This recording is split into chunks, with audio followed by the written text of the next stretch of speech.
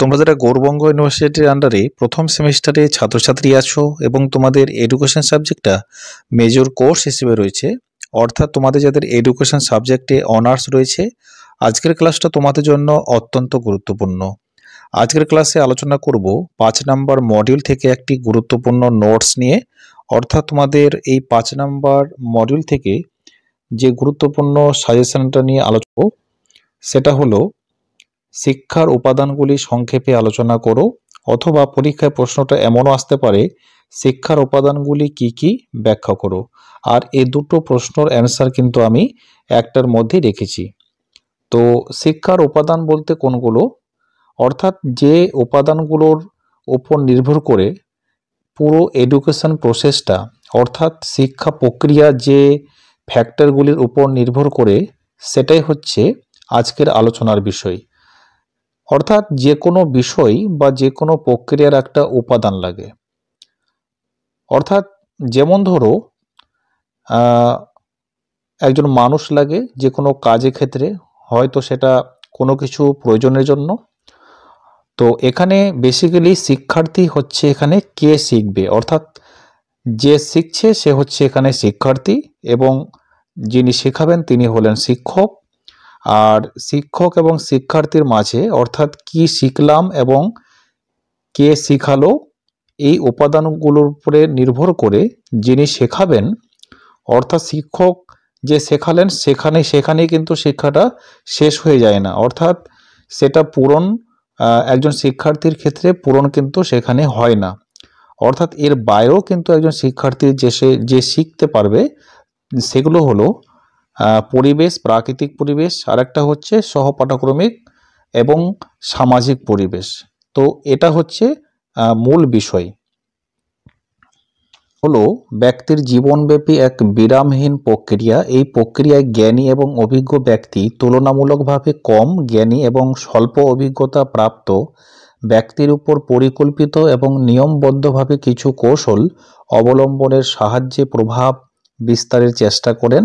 এই প্রক্রিয়ায় শিক্ষার্থীর দৈহিক, মানসিক, সামাজিক, প্রাক্ষবিক প্রভৃতি গুণের সার্থক ও সুষম বিকাশ ঘটে। যে প্রক্রিয়ায় অনেকগুলি গুরুত্বপূর্ণ উপাদান প্রত্যক্ষ বা পরোক্ষভাবে অংশগ্রহণ করে শিক্ষার কাজকে ত্বরান্বিত করে। শিক্ষার তাৎপর্যপূর্ণ উপাদানগুলির মধ্যে উল্লেখযোগ্য শিক্ষার্থী, শিক্ষক, পাঠ্যক্রম, সহপাঠক্রমিক কার্যাবলী, প্রাকৃতিক ও সামাজিক পরিবেশ ইত্যাদি। এবারে আলোচনা করব শিক্ষার্থী নিয়ে। অর্থাৎ শিক্ষার প্রধান উপাদান হলো শিক্ষার্থী। আর শিক্ষার্থীর ব্যক্তিত্বের সুষম বিকাশের জন্য এবং সামাজিক অগ্রগতি অব্যাহত রাখার জন্যই শিক্ষার প্রয়োজন হয়। আধুনিক অর্থে শিক্ষার প্রয়াস হলো শিক্ষার্থীর মধ্যে সহজাত গুণাবলীর বিকাশ সাধন।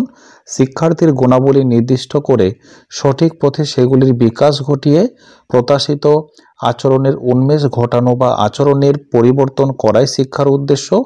মানুষের শিক্ষা গ্রহণ করার ক্ষমতা সহজাত, এই ক্ষমতাকে নমনীয়তা বলা হয়। এর ফলে শিক্ষার্থী পুরনো আচরণ ত্যাগ করে অভিজ্ঞতার মাধ্যমে নতুন আচরণ আয়ত্ত করতে পারে।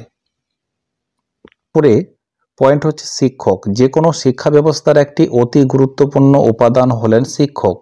অর্থাৎ শিক্ষকের সাহায্য না নিয়ে শিক্ষার্থীর পক্ষে শিক্ষালাভ সম্ভব নয়। শিক্ষার্থী যে পরিবেশ থেকে জ্ঞানার্জন করে, শিক্ষক সেই পরিবেশের একটি অবিচ্ছেদ্য অঙ্গ। বর্তমানে শিক্ষককে শিক্ষার্থীর পরিবেশ নিয়ন্ত্রণকারী হিসেবে চিহ্নিত করা হয়। যে কোনো শিক্ষণ ব্যবস্থায় শিক্ষক কেবলমাত্র শিক্ষার্থীকে জ্ঞানার্জনে সাহায্য করে না, তিনি একাধারে শিক্ষার্থীর বন্ধু, হিতৈষী, সহায়ক ও পথ প্রদর্শক। শিক্ষার্থীর জীবন দর্শন গঠনের ক্ষেত্রে তিনি হলেন প্রধান সহায়ক।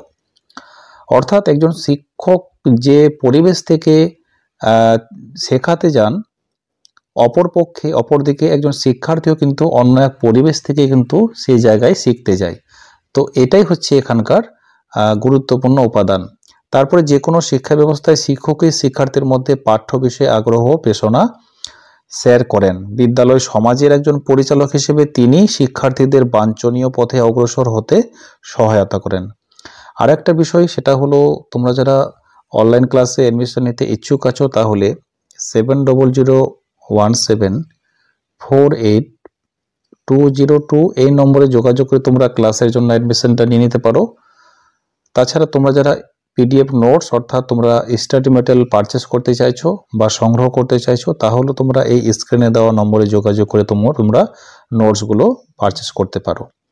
তারপরে রয়েছে পাঠ্যক্রম। পাঠ্যক্রম হচ্ছে সমন্বয়ের এবং পারস্পরিক ক্রিয়া প্রতিকার ফলে সম্পন্ন হয়। এই সমস্ত উপাদানের মধ্যে অন্যতম হলো শিক্ষণীয় বিষয় বা পাঠ্যক্রম। বর্তমানে শিক্ষার ক্ষেত্রে সম্পূর্ণরূপে শিক্ষার্থীর চাহিদা এবং প্রবণতার উপর নির্ভর করে পাঠ্যক্রম প্রণয়নের উপর নজর দেওয়া হয়। বর্তমানকালের শিক্ষাবিদরা স্বীকার করেছেন যে পাঠ্যক্রম শিক্ষার একটি আবশ্যিক এবং অতি প্রয়োজনীয় অংশ। পাঠ্যক্রমকে বাদ দিয়ে কোনো শিক্ষা প্রক্রিয়া যথাযথভাবে সংগঠিত হতে পারে না। পাঠ্যক্রম যে শিক্ষা পরিকল্পনা বাস্তবায়নের একটি গুরুত্বপূর্ণ উপায়, তা আধুনিক শিক্ষাবিজ্ঞানের আলোচনায় আজ সকলেই স্বীকার করে নিয়েছেন। তারপরে সহপাঠ্যক্রমিক কার্যাবলী। প্রাচীনকালে শিক্ষার প্রধান লক্ষ্য ছিল জ্ঞান অর্জন, তাই সেই সময় শিক্ষার্থীদের মানসিক চর্চার উপর গুরুত্ব দেওয়া হতো এবং পাঠ্যক্রমে অন্তর্ভুক্ত করা হতো জ্ঞান অর্জনের সহায়ক কয়েকটি তাত্ত্বিক বিষয়ে, যেমন খেলাধুলো, শরীরচর্চা, সমাজসেবা। তারপরে রয়েছে চিত্ত বিনোদনমূলক কার্যাবলী পাঠ্যক্রমে স্থান দেওয়া হতো, বরং সেগুলিকে পাঠ্যক্রমের অন্তরায় বলে মনে করা হতো। বর্তমানে শিক্ষার লক্ষ্য এবং অর্থ উভয়ই পরিবর্তিত হয়েছে। বর্তমানে শিক্ষাবিদরা শিশুর সর্বাঙ্গীন বিকাশকে শিক্ষার লক্ষ্য হিসেবে স্থির করেছেন। তাই শিক্ষা আজ আর শুধু পুঁথিগত বিদ্যা নয়, এখন শিক্ষা জীবনের সমার্থক। অর্থাৎ আধুনিক শিক্ষায় শিক্ষার অর্থ জীবন, আর জীবনের অপর নাম শিক্ষা। তাই বর্তমানে শিক্ষার লক্ষ্য উদ্দেশ্য থেকে শুরু করে শিক্ষাদান পদ্ধতি, পাঠ্যক্রম, সময়সূচি প্রতিটি ক্ষেত্রে বহু পরিবর্তন ঘটানো হচ্ছে। তারপরে প্রাকৃতিক পরিবেশের মধ্যে যেগুলো আছে, প্রাকৃতিক পরিবেশ বলতে বোঝায় খাদ্য, পানীয়, জলবায়ু, গৃহ, বিদ্যালয় এবং স্থানীয় অঞ্চলের আবহাওয়া। প্রাকৃতিক সম্পদ যেমন খনিজ এবং বন সম্পদ ইত্যাদি। শিক্ষাক্ষেত্রে প্রাকৃতিক পরিবেশের ভূমিকাগুলি হলো আরেকটা বিষয়, সেটা হলো তোমরা যারা অনলাইন ক্লাসের জন্য পড়তে পারছো না বা তোমরা যারা সময় পাচ্ছ না, তাছাড়া এরকম পিডিএফ নোটস নিয়ে তোমরা পরীক্ষায় ভালো একটা মার্কস তোমরা পেতে চাও, তাহলে তোমরা এই স্ক্রিনে দেওয়া নম্বরে যোগাযোগ করে তোমরা পিডিএফগুলো কালেক্ট করতে পারো। অর্থাৎ আমি তোমাদেরকে যে সাজেশনগুলো বা ক্লাসগুলো দিচ্ছি, এর বাইরে তোমরা আর কোনো প্রশ্ন পাবে না। অর্থাৎ 100% এই এডুকেশন মেজর সাজেশন তোমরা পাবে। তোমরা যেটা পারচেস করতে চাইছো, তোমরা এই হোয়াটসঅ্যাপ নাম্বারে যোগাযোগ করে তোমরা কালেক্ট করতে পারো। তারপরে এখানে রয়েছে সম্ভাবনার বিকাশ, শিক্ষণের সহায়ক, মনোযোগ, আকর্ষণ। তো এগুলো হচ্ছে এখানে প্রাকৃতিক বা সামাজিক পরিবেশের মধ্যে। পরিশেষে বলা যায় যে কিছুটা দেরিতে হলেও পৃথিবীর সব দেশেই তাদের নিজ নিজ সংস্কৃতি ধারাকে অব্যাহত রাখার জন্য ইউনেস্কোর নেতৃত্বে পরিবেশ সংরক্ষণ আন্দোলনে সামিল হয়েছে বিশ্ব পরিবেশ দিবস। আমরা সকলেই জানি বিশ্ব পরিবেশ দিবস 5ই জুন পালিত করা হয়। আর আন্তর্জাতিক স্তরের আলোচনা চক্র প্রভৃতি নানা রকম কর্মসূচির মধ্য দিয়ে পরিবেশ সংরক্ষণকে শিক্ষার একটি গুরুত্বপূর্ণ উদ্দেশ্য হিসেবে চিহ্নিত করা হয়েছে। আজকের ক্লাসটি তোমাদের কেমন লাগলো অবশ্যই কমেন্ট বক্সে তোমরা লিখে পাঠাবে। আর তোমাদের মূল্যবান বক্তব্য থাকলে তোমরা অবশ্যই এই কমেন্ট বক্সে তোমরা লিখে পাঠাতে পারো। Thanks for watching. দেখা হবে পরের ভিডিওতে।